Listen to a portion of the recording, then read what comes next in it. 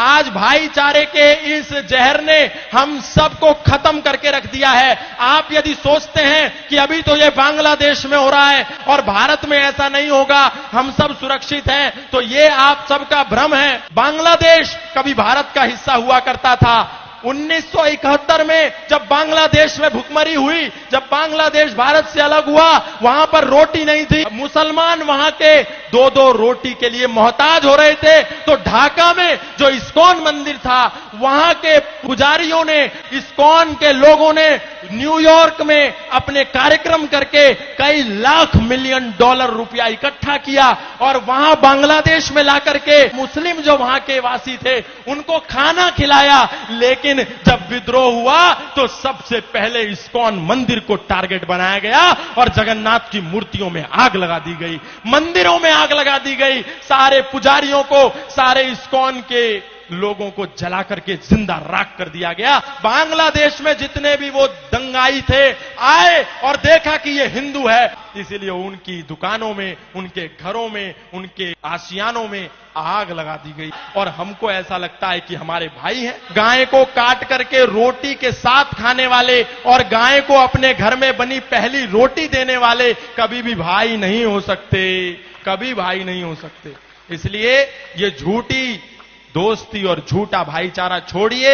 यदि ये झूठा भाईचारा हमने नहीं छोड़ा तो भाई हमको चारा बना करके खा जाएगा और हमको पता भी नहीं चलेगा।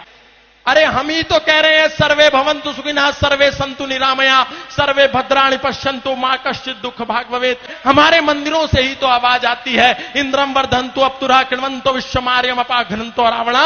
लेकिन आपको ऐसा लगता है कि जैसे ये सनातन धर्म के मंच संपूर्ण विश्व के कल्याण की मांग करते हैं, शायद उनकी मस्जिदों से, शायद उनके मदरसों से भी इसी कल्याण की मांग की जाती होगी। क्योंकि आपको समझ में नहीं आता, जो दिन में 5 समय आवाज आती है, ला इलाहा इल्लल्लाह मोहम्मद रसूलुल्लाह अशहदु अल्ला इलाहा इल्लल्लाह हुआ अशहदु अन मोहम्मदन अब्दुहु व रसूलुहु। उसका मतलब क्या है?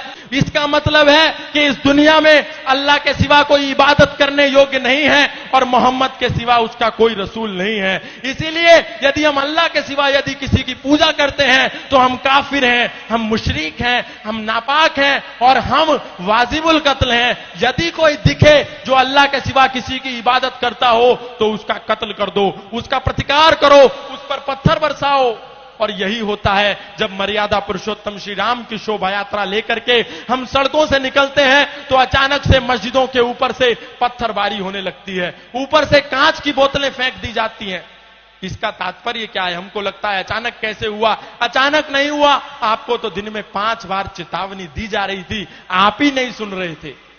आपको लगता था कि जो हमारी गीता में लिखा है, कई तो ऐसे भी महाज्ञानी हैं जो कहते हैं जो गीता में लिखा है वही कुरान में लिखा है, वही बाइबल में लिखा है।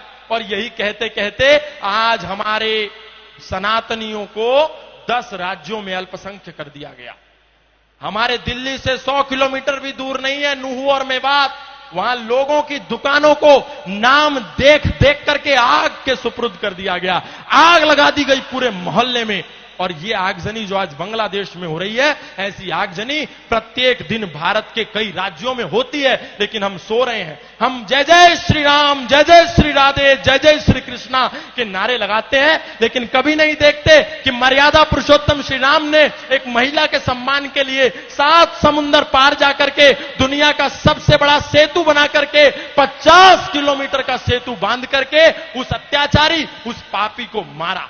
मतलब ये हम सीखते नहीं, केवल सिया राम जय जय राम और कहानी खत्म। बस हमको इतने में ही शॉर्टकट रास्ते में मोक्ष चाहिए। हम ये नहीं कहते कि हम किसी का प्रतिकार करें, हम ये भी नहीं कहते हम किसी से हिंसक हो जाएं, लेकिन हम ये कहते हैं हम किसी पर अटैक ना करें तो कम से कम अपने पास डिफेंस का साधन रखें। सनातन धर्म कभी भी पहले अटैक के लिए नहीं कहता, लेकिन सनातन धर्म आत्मरक्षा की बात करता है, डिफेंस की बात करता है। अग्रतश्चतुरः वेदा पृष्ठतः शस्त्रम धनु इदम ब्रह्मम इदम शस्त्रम शापादपि शरादपि शस्त्रेण रक्षति ही राष्ट्र शास्त्र चर्चा प्रवर्तते। विश्वामित्रादि ऋषियों के यज्ञ हवन भी तभी सफल होते हैं जब पहरे पर स्वयं धनुर्धर राम खड़े होते हैं। यदि हमारे पास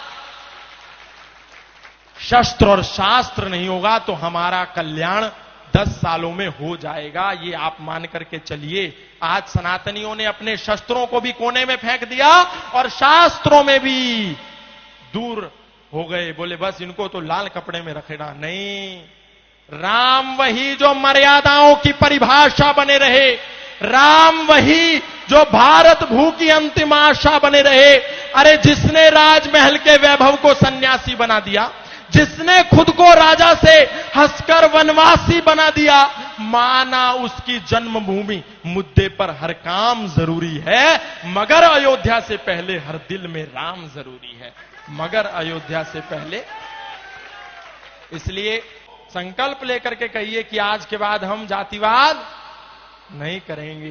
जातिवाद को नहीं छोड़ा तो वही हाल होगा जो बांग्लादेश में हुआ। किसी ने जाकर के नहीं पूछा कि तुम ब्राह्मण हो क्या, तुम जाट हो क्या, तुम गुजर हो क्या, तुम मणिया हो क्या, तुम मारवाड़ी हो क्या, तुम तेली हो क्या, तुम धोबी हो क्या। बांग्लादेश में जितने भी वो दंगाई थे आए और देखा कि ये हिंदू है, फिर वो चाहे जाट था, चाहे गुजर था, चाहे इस्कॉन का था, चाहे आर्यों का था, चाहे राधा स्वामी था, चाहे निरंकारी था, उसने देखा कि ये हिंदू था। इसीलिए उनकी दुकानों में, उनके घरों में, उनके आशियानों में आग लगा दी गई। इसीलिए कुछ दिन के लिए इस जातिवाद के जहर से बाहर निकलिए और एक होकर के सब लोग ओम ध्वज के नीचे आ जाइए। तो एक होकर के ओम ध्वज के नीचे तभी काम बनेगा, क्योंकि वो सब चांद सितारे के नीचे हैं। चाहे बरेलवी हो, चाहे अहमदिया हो, चाहे मोहम्मदी हो, चाहे कुरैशी हो, सब एक हैं, लेकिन हम बटे हुए हैं।